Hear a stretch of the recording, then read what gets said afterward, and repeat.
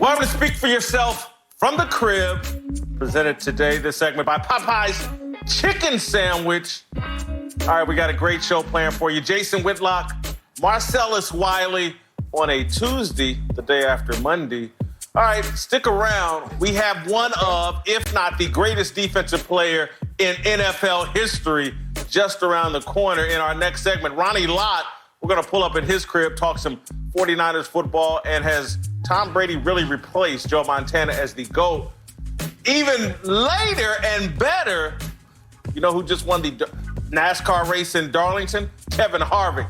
He's going to be in the house. We'll pull up at his crib and talk about Wednesday's race, NASCAR race. Kevin Harvick's going to join us, but we're going to start with the NFL as we like to do here. This is a show that leans into football and some relatively significant news in the NFL as we've talked, and we'll bring in LeVar Arrington from his crib, but as we've talked the last few days, the NFL owners have tabled the proposal to incentivize the hiring of minority coaches and GMs, the controversial suggestion of improving third-round picks if you hire a black or a minority head coach or general manager. That has been tabled, but a resolution has been passed. They approved the proposal that would prevent teams from blocking assistant coaches from interviewing for coordinator positions, and reportedly the league also is making changes to the Rooney Rule, requiring even more minority candidates to be interviewed before a hire can be made. Progress has been made. I think Roger Goodell and Troy Vincent have done a good thing.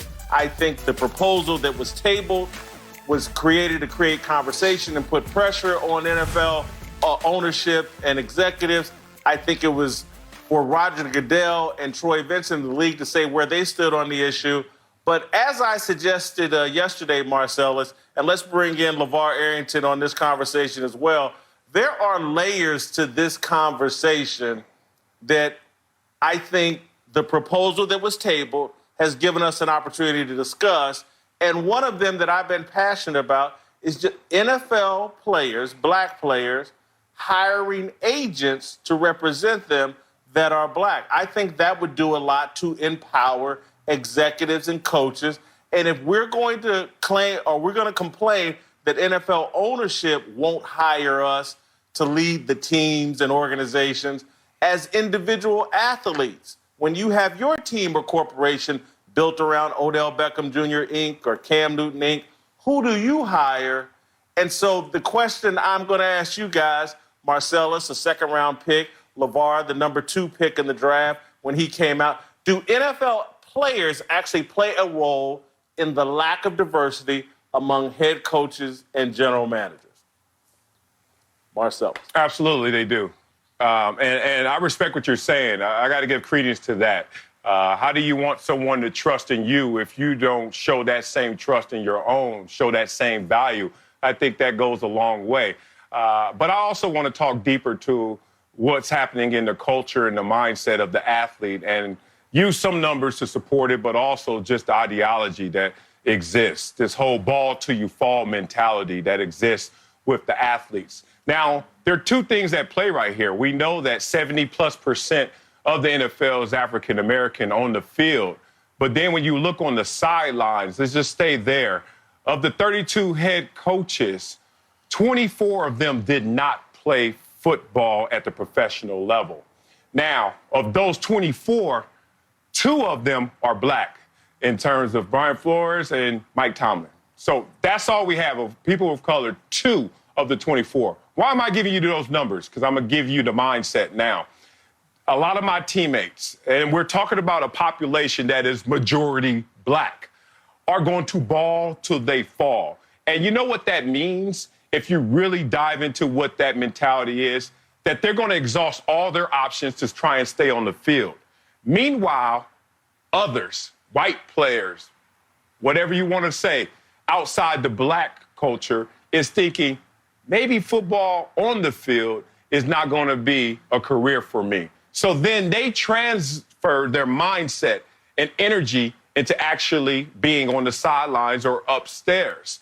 Sean McVay actually talked about this. And Sean McVay is an interesting case because not only did he change his mindset to say, the only way I can be involved with professional football will be on the sidelines, but he also had nepotism and the networking. So think about how the black athlete is behind the 8 ball when it comes to making that transition from, okay, my career on the field is over. Now I want to step on the sidelines, let alone upstairs as an executive.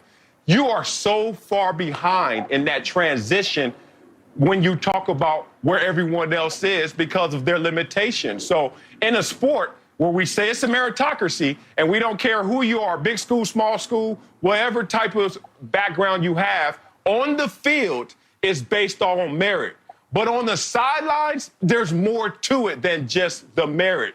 It's who made the quicker transition, who has the head start, who networks, as I like to say, worked the net, built those relationships. So a guy who comes off the football field, whether it's the collegiate level or pro level, if he hasn't fully committed to being on that sideline, he's putting himself at a disservice.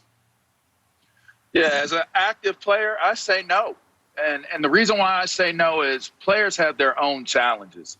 I was one of those guys. As you mentioned, I was a number 2 overall draft pick. I selected a black agency. I had the Poston brothers, 2 black agents as my representation because I believed in empowering one another and giving my own people the opportunity to represent me.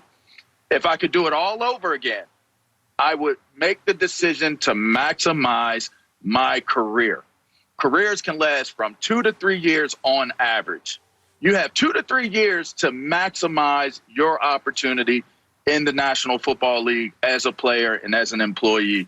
That is not my concern to try to fight a battle to be able to place other people in an opportunity to get a head coaching job, a GM job, or an ownership level type of situation while I am trying to be the best player that I can possibly be. I don't think that that's fair to put that type of pressure and weight on someone who is spending their time trying to get employed and finally getting employed to actually put themselves in a position where they might have to, like for me, it compromised my career. In the end, I had a contract issue that derailed my career in Washington. So, and not saying that that's a color-driven thing. I'm just saying for me, I'm going to hire who I believe is going to represent my interests the best. And I'm not attaching a color to that.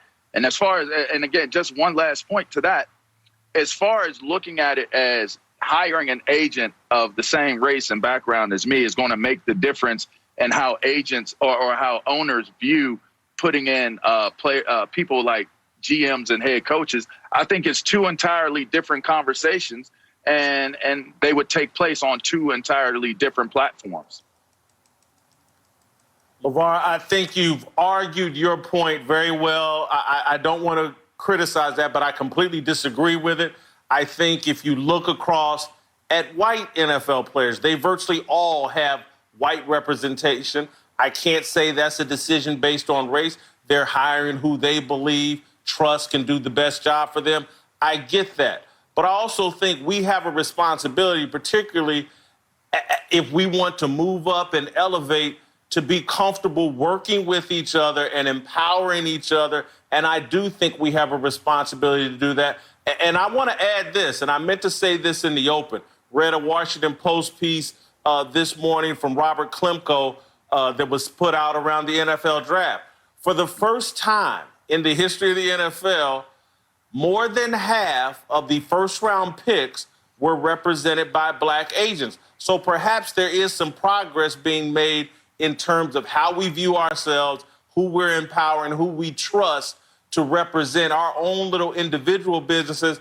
And I do think it would have an impact in terms of look across at the NBA and how Leon Rose is getting an opportunity to run the New York Knicks.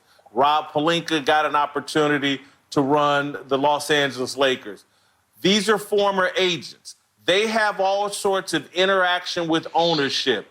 Ownership gets comfortable with them, develops a level of respect for them, and then says, hey, I think this guy can run my team. And to me, if more black players were represented by black agents and ownership was dealing with these agents constantly, they would start to think, hey, maybe this guy could run my team, but also maybe I should hire someone who I think connects with this power agent. And again, Tom Condon, great friend of mine. He's from Kansas City.